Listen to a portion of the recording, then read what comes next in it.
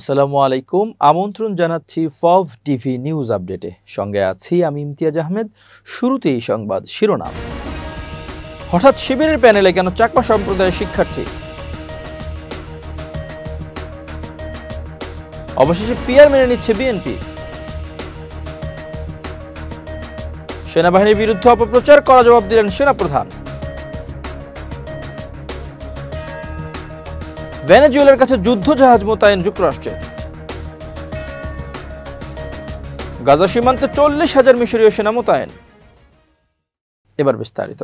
ঢাকা বিশ্ববিদ্যালয়ে কেন্দ্রীয় ছাত্র সংসদ ডাকসু নির্বাচনে প্যানেল ঘোষণা করেছে ইসলামী ছাত্র শিবির। সোমবার দুপুরে ছাত্র শিবির ঘোষিত ঐক্যবদ্ধ শিক্ষার্থী জোট প্যানেলে সদস্য পদে মনোনয়ন পেয়েছেন সর্বমিত্র চাকমা।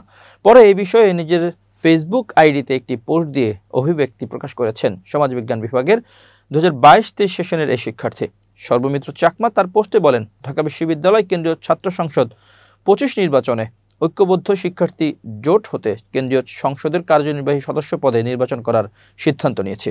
স্বায়ত্তশাসিত প্রতিষ্ঠান হিসেবে ঢাকা বিশ্ববিদ্যালয় আমার চোখে একটি রাষ্ট্রের ভেতর আরেকটি রাষ্ট্র, যেখানে অর্ধ লক্ষের অধিক শিক্ষার্থী স্রেফ কোনো একভাবে দিন যাপন করে।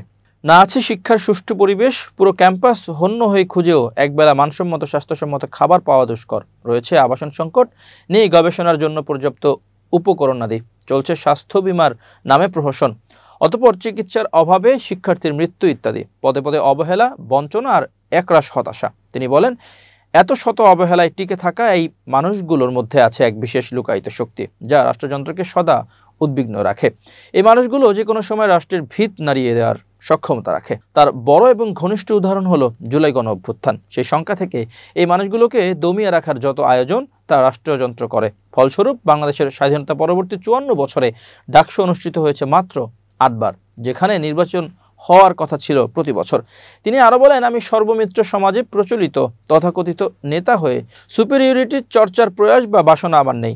এখানে যারা আসেন সকলে নিঃসন্দেহে দেশসেরা মেধাবী, লাখ লাখ প্রতিদ্বন্দ্বীর সঙ্গে লড়াই করে বিজয় ছিনিয়ে এই জায়গায় আসেন।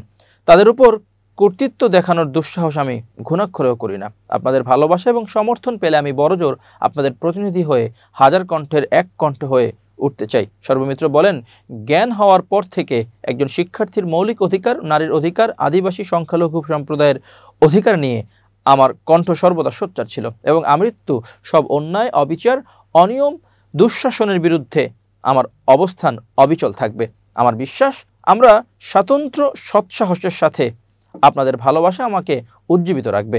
আমাদের সংগ্রাম জারি থাকবে।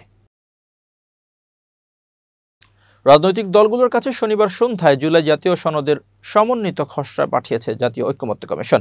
বহুল আলোচিত প্রত্যাশিত জুলাই জাতীয় সনদের চূড়ান্ত খসড়া নিয়ে বিএনপি সহ দলগুলো নিজেদের মধ্যে আলোচনা বিশ্লেষণ করছে।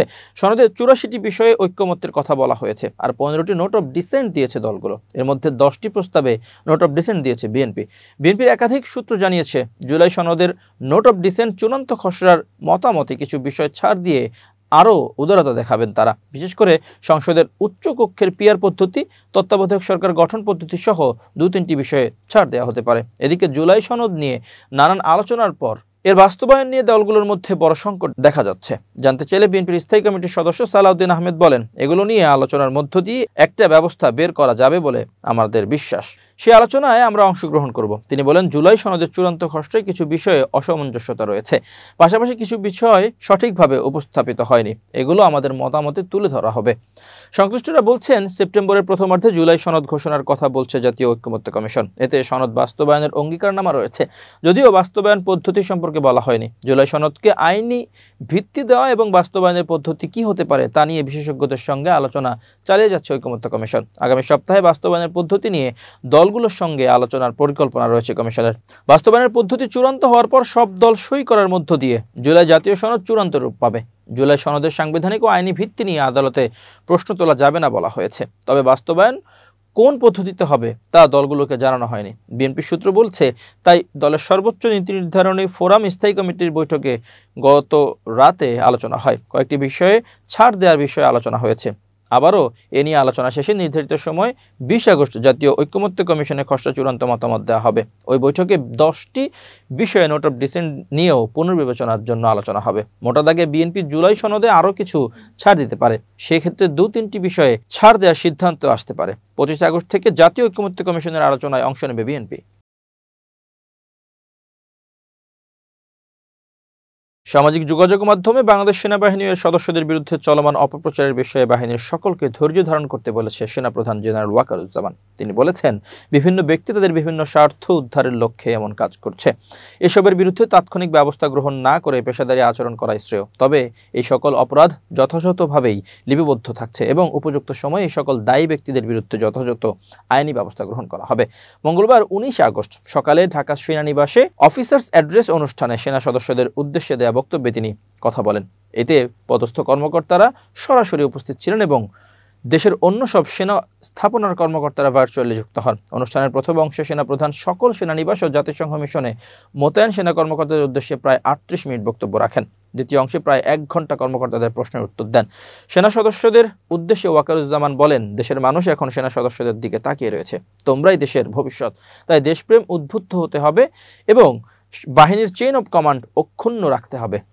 তখন তিনি উল্লেখ করেন, এই ঐতিহাসিক ভূমিকার জন্য বাংলাদেশের মানুষ সেনাবাহিনী এর প্রত্যেক সদস্যের প্রতি সবসময় কৃতজ্ঞ থাকবে। এ সময় সেনাপ্রধান বেশ কিছু বিষয়ে আলোচনা করেন, যার মধ্যে সেনা সদস্য কর্তৃক সংগঠিত বিভিন্ন অপরাধমূলক কার্যক্রম নিয়ে সামাজিক যোগাযোগ মাধ্যমে অযাচিত প্রচারণার বিষয়ে তিনি বলেছেন, প্রচলিত সেনা আইন ও প্রথা অনুযায়ী সেনা সদস্যবৃন্দ কর্তৃক সংগঠিত সকল অন্যায় বিচার হয়ে থাকে। তবে সকলকে মনে রাখতে হবে, অপ্রতুল প্রমাণের ভিত্তিতে অপ্রয়োজনীয় দ্রুততার সাথে বিচার করলে তা ভুল হওয়ার সম্ভাবনা থাকে। তাই প্রয়োজনীয় সময় নিয়ে যথাযথ তদন্তের মাধ্যমে প্রমাণ সংগ্রহ করতে চলমান সকল অভিযোগের বিষয়ে যথাযথ বিচারিক ব্যবস্থা গ্রহণ করা হবে। আগামী জাতীয় সংসদ নির্বাচনের প্রসঙ্গে সেনাপ্রধান বলেছেন, ইতোমধ্যে জাতীয় নির্বাচনের তারিখ ঘোষিত হয়েছে এবং সরকার তা অনুষ্ঠানের ব্যাপারে বদ্ধপরিকর। সকল সেনা সদস্যকে আইন অনুযায়ী নিরপেক্ষভাবে দায়িত্ব পালনের জন্য প্রস্তুত হতে হবে। বিভিন্ন দেশি বিদেশি মহল বিভিন্ন হীন স্বার্থ উদ্ধারের লক্ষ্যে সামাজিক যোগাযোগ মাধ্যমে মিসইনফরমেশন ও ডিসইনফরমেশন ছড়াচ্ছে উল্লেখ করে সেনাপ্রধান বলেন, তবে আমাদের একতা ও পেশাদারী আচরণের কারণে তাদের হীন উদ্দেশ্য অর্জন করতে পারেনি। এছাড়া সেনা প্রথা ও আইন অনুযায়ী সেনা সদস্যদেরকে রাজনৈতিক বিষয় থেকে দূরে থাকা, মাদক হতে দূরে থাকা, এইড টু সিভিল পাওয়ার কর্তব্য পালনের অংশ হিসেবে জিজ্ঞাসাবাদ করার সময় কোনো জীবনহানি বা আহতের ঘটনা যেন না ঘটে সে বিষয়ে সতর্ক থাকা, যানবাহন দুর্ঘটনা প্রতিরোধমূলক ব্যবস্থা গ্রহণ, সেনা সদস্যদের মাঝে আত্মহত্যার প্রবণতা বৃদ্ধির বিরুদ্ধে প্রয়োজনীয় ব্যবস্থা গ্রহণ, পরিবারের প্রতি অধিক যত্নশীল হওয়া এবং সন্তানদের যথাযথভাবে সামাজিক ও ধর্মীয় মূল্যবোধ সহকারে গড়ে তোলা, বিশেষ করে সন্তানদের মধ্যে আচরণমূলক সমস্যা ও মাদকে জড়িয়ে পড়ার ব্যাপারে অভিভাবকদের সতর্ক থাকার বিষয়েও জেনারেল ওয়াকারুজ্জামান কথা বলেন। আজ বুধবার পবিত্র আখেরি চাহার সোমবার, রাসূল সাল্লাল্লাহু আলাইহি ওয়াসাল্লামের রোগ মুক্তির এই দিনকে ধর্মীয় মর্যাদার সঙ্গে পালন করেন মুসলমানরা। এ উপলক্ষে ইসলামিক ফাউন্ডেশনের উদ্যোগে বাদ জোহর বাইতুল মুকাররম জাতীয় মসজিদে আলোচনা সভা ও দোয়া মাহফিল অনুষ্ঠিত হয়। এতে প্রধান অতিথি হিসেবে উপস্থিত থাকেন ইসলামিক ফাউন্ডেশনের মহাপরিচালক সিনিয়র জেলা ও দায়রা জজ আব্দুস সালাম খান। আলোচক হিসেবে উপস্থিত ছিলেন নুরানি জামে মসজিদের খতিব ডক্টর মুফতি মাওলানা কামরুল হাসান শাহিন। অনুষ্ঠানে সভাপতিত্ব করেন ইসলামিক ফাউন্ডেশনের দ্বীনী দাওয়া ও সংস্কৃতি বিভাগের পরিচালক ডক্টর মোহাম্মদ হারুনুর রশিদ। সূত্রমতে আখেরি চাহার সোমবার একটি আরবি ও ফার্সি শব্দ যুগল। এর আরবি অংশ আখেরি, যার অর্থ শেষ, এবং ফার্সি অংশ চাহার সোমবার, যার অর্থ বুধবার। 11 হিজরির শুরুতে হযরত মুহাম্মদ সাল্লাল্লাহু আলাইহি সাল্লাম গুরুতর অসুস্থ হয়ে পড়েন। ক্রমেই তার শারীরিক অবস্থার অবনতি হতে থাকে। তিনি এতটাই অসুস্থ হয়ে পড়েন যে নামাজের ইমামতি পর্যন্ত করতে পারছিলেন না। 28 সফর বুধবার তিনি সুস্থ হয়ে ওঠেন। দিনটি ছিল সফর মাসের শেষ বুধবার। সেই হিসেবে প্রতি বছর সফর মাসের শেষ বুধবার আখেরি চাহার সোমবার হিসেবে পালিত হয়। এ উপলক্ষে আজ সব শিক্ষা প্রতিষ্ঠানে ছুটি ঘোষণা করা হয়েছে। এবার আন্তর্জাতিক প্রসঙ্গ। ভেনেজুয়েলার কাছে যুদ্ধ জাহাজ মোতায়েন করেছে যুক্তরাষ্ট্র। মঙ্গলবার এক প্রতিবেদনে তথ্য নিশ্চিত করেছে বার্তা সংস্থা রয়টার্স। প্রতিবেদনে বলা হয়, আগামী 36 ঘন্টার মধ্যে দেশটির উপকূলে পৌঁছাবে 3টি অ্যাজিস গাইডেড মিসাইল সিস্টেম যুক্ত ডেস্ট্রয়ার। এগুলো হলো USS Gravely, USS Jason Dunham ও ইউএসএস স্যাম্পসন। সেই সাথে মোতায়েন করা হবে P-8 মডেলের কয়েকটি গোয়েন্দা বিমান, একটি অ্যাটাক সাবমেরিন এবং কয়েকটি সাধারণ যুদ্ধ জাহাজ। সব মিলিয়ে দক্ষিণ ক্যারিবীয় অঞ্চলে প্রায় 4000 নৌ সদস্য মোতায়েন করা হচ্ছে, যারা আন্তর্জাতিক আকাশসীমা ও জলসীমায় কাজ করতে পারবে। শুধু গোয়েন্দা তথ্য আর নজরদারি নয়, বরং নির্দিষ্ট হামলার জন্য লঞ্চিং প্যাড হিসেবে ব্যবহার করা যায় এই নৌযানগুলো। কর্তৃপক্ষ জানিয়েছে মাদক বিস্তার ঠেকাতেই এমন উদ্যোগ নেওয়া হয়েছে। তবে বিষয়টি নিয়ে এখনো কোনো মন্তব্য করেনি ভেনেজুয়েলা সরকার। উল্লেখ্য, দ্বিতীয় মেয়াদে ক্ষমতায় আসার পর মেক্সিকো ও ভেনেজুয়েলার মাদক চক্রগুলোর বিরুদ্ধে রীতিমতো যুদ্ধ ঘোষণা করেছে মার্কিন প্রেসিডেন্ট ডোনাল্ড ট্রাম্প। এর জেরে এমন সিদ্ধান্ত দাবি কর্তৃপক্ষের। ফিলিস্তিনের অবরুদ্ধ গাজা উপত্যকার পাশে নিজেদের সীমান্তে নজিরবিহীনভাবে সেনা সংখ্যা বাড়িয়েছে মিশর। সিনাইয়ের বিভিন্ন ঘাঁটিতে মিশরের সেনারা অবস্থান নিয়েছে। বিশেষত গাজা সীমান্তবর্তী জোন সি এলাকায় ভারী সেনা মোতায়েন করা হয়েছে। সেখানে সাজোয়া যান, আকাশ প্রতিরক্ষা ব্যবস্থা, বিশেষ বাহিনী ও M-60 যুদ্ধ ট্যাঙ্কও রাখা হয়েছে। বর্তমানে উত্তর সিনাইয়ে প্রায় 40,000 সেনা মোতায়েন রয়েছে। এটি 1979 সালের মিশর ইসরায়েল শান্তি চুক্তির আওতায় নির্ধারিত সেনা সংখ্যার তুলনায় বহুগুণ বেশি। মঙ্গলবার মিডল ইস্ট আইকে দেওয়া সাক্ষাৎকারে মিশরের এক সামরিক কর্মকর্তা বিষয়টি নিশ্চিত করে বলেন, গাজার রাজধানী গাজা সিটিতে ব্যাপক হামলার প্রস্তুতি নিচ্ছে ইসরায়েল। এমন প্রেক্ষাপটে কায়রো আশঙ্কা করছে হাজার হাজার গাজাবাসী হয়তো মিশরের উত্তর সিনাই অঞ্চলে প্রবেশের চেষ্টা করতে পারেন। মিশরীয় সূত্র জানায়, বাড়তি সেনা মোতায়েনের বিষয়টি ইসরায়েলকে জানানো হয়েছে। কায়রো তাদের জানিয়েছে এটি কেবল আত্মরক্ষামূলক ব্যবস্থা, তবে সতর্ক করে দেওয়া হয়েছে যদি ইসরায়েল মিশরের ভেতরে কোনো হামলা চালায় তার কঠোর জবাব দেওয়া হবে। মিডল ইস্ট আইকে দেওয়া সাক্ষাৎকারে মিশরের কর্মকর্তা জানান, প্রেসিডেন্ট আবদেল ফাত্তাহ আল সিসির প্রত্যক্ষ নির্দেশ এ পদক্ষেপ নেওয়া হয়েছে।